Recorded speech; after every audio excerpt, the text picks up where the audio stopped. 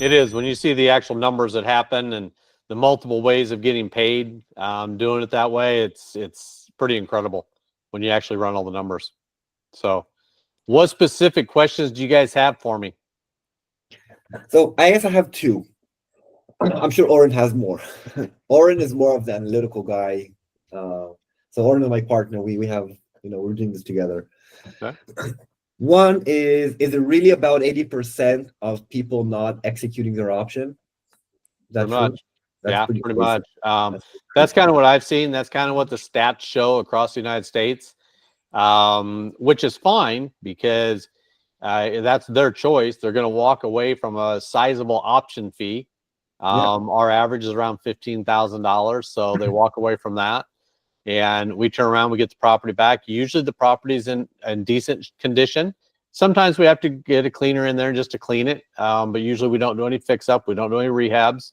And then we turn around, we re-rent it, usually for a higher rent amount, as well as we get another option fee, and we raise the purchase price because the appreciation has gone up. So it ends up being a win-win for us in the long run. It might sit empty by the time it goes empty and then gets re-rented. It might be empty for 30 to 45 days, which isn't a big deal. We don't count it as a vacancy because we've already got that big option fee up front. So I'm not losing money. We kind of take it out of that, but then I'm going to turn around and get another option fee up front to help supplement. So that was my second question. Compared to regular tenants, how much longer do you need to wait until you find, someone that wants to, rent to own? it's a little bit longer. I've never really tracked that, to be honest with you, because a lot of our game plan is when we buy a house or we get ready to buy a house. We get it in escrow and then we do a pre-marketing on it. As we're doing that pre-marketing, 75 to 80% of the time, we find a tenant buyer to go in it before we ever close on it and have the option fee in our pocket, or at least part of the option fee in our pocket. So we don't have them sit empty very long. As long as you're advertising them properly, then you're good to go. Now, I will be honest with you. It's been a weird last 6 to 7 months, 8 months. I've had the highest vacancy rate ever in my career. Another gentleman right here in Phoenix that he doesn't do lease option. He does straight rentals. I was he runs a mastermind here that I was at about 3 weeks ago. And he said his vacancy rate is the highest he's ever had.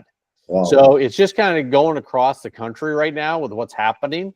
I'm not worried about it. We've rented, we rented most of them. We're down to 3 empty now. We just had another one come available that had to evict because of non-payment. So we only have 4 empties right now. So I don't worry too much about the 4 empties. I like to keep it about 2, which that's always going to happen. But a lot of times it's part of those 2 are properties that we're acquiring and putting in our portfolio. So I don't really even work on those because that doesn't count. But yeah, it takes a little bit longer because you're trying to find the right person. You're not looking for a renter, but you're also not looking for somebody that can own a home and get a mortgage. You're looking at that in-between person that wants to be a homeowner that really can't because they can't get a mortgage for whatever reason. And usually, so if we have a rental right now, if we have a tenant in one of our rentals, and she indicated before we kind of thought about the strategy, she indicated she might want to, have to be a homeowner soon or whatever, 2-3 years, I don't know when. Would you offer her to become a rent to own tenant, or would you wait for the end of the lease to do that? Or no, if she's been a good tenant for you, the key is she just entered Friday. Oh, okay. Then it's going to be a little difficult because you don't know what she's going to be like. So part of the reason why I do a 3 or 4 year or 3 to 5 year lease on them is I'm basically sampling them. See, we're kind of an engagement type period to see if they're actually going to make their payments.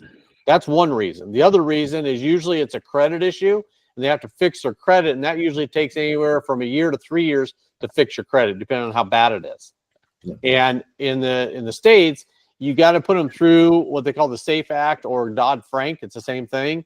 And so you're not doing predatory lending. So You still have to get a third-party underwriter out there to underwrite everything for you when you do seller finance at the very end.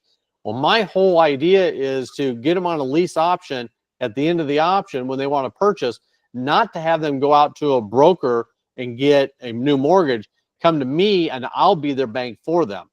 They still have to qualify. So that's why I go such a long period. And with that, what we do is before they can exercise their option, they have to complete the lease, whether that be a 3-year lease, 4-year lease, 5 years, whatever it comes out at, depending on what their circumstances. Do you set the value of the house on the day they sign or at the end of the period? Yeah, that was my next question. Is it appraised in the day of sale or how is it? We don't do an appraisal on it, but what we do is we look at comparables in the market today. And then if it's a 5-year lease, we turn around and we do a 3% appreciation each year, and you got to do it on top of each other. That's the new sales price.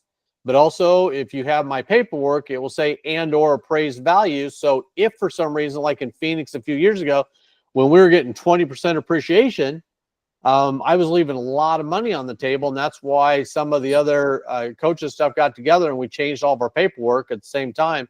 And so now it says either this price and or appraised value.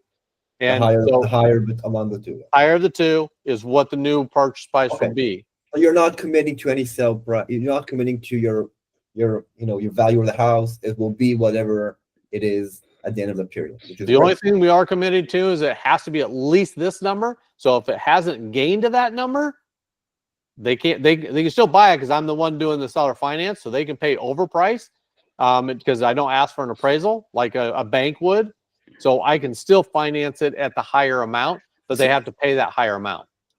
So if they want to buy the house after the period of the lease, they buy it in a seller finance manner. That's the idea. Yeah. So they don't really buy it cash. They buy it in a loan from you. Yep. I do it as a loan. I typically do it as an agreement for sale because I don't give them the deed. I keep the deed in my name, and then they'll get the deed once they pay me off. And so typically what happens is it's usually anywhere from a 15 to a 30-year note amortization. And then they're into it for however long they're there. They may sell it and do whatever, or most of the time they don't refinance it back out because when I do something, I try to put the interest rate about what the market rate is because my idea is I want the monthly cash flow. That's what I live off of. So, overall, and I think you heard me say it on the podcast the other day, was I get an average about $650 per door in my whole portfolio. How many of those doors do you have to take care of your monthly nut to live on? So that's what I live on. So I want that monthly cash flow, even if it goes to seller financing or an agreement for sale. I want the monthly cash flow coming in, and I'm building generational wealth. So it's going to outlive me. It'll go to my kids. So what's going to happen? That's really good. 650 is like double what we are, the minimum we're aiming for after everything and, payments and being conservative with, whatever money we put on the side. We're about 350. So 650 is really good. Yeah. And you don't have expenses. So. Right. Yeah. Because the true formula for a rental is, let's say you have $1,000 rent coming in, you take the first 50% and that goes towards expenses. Yeah. Okay. Because that's going to be your vacancies, your property management, your capital improvements, your maintenance, all that kind of stuff. And then, so you have 50% left. If you have a debt service, taxes, insurance have to come out of that. Yeah.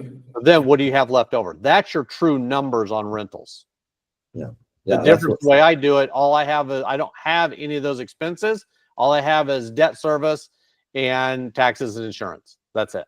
Mm-hmm.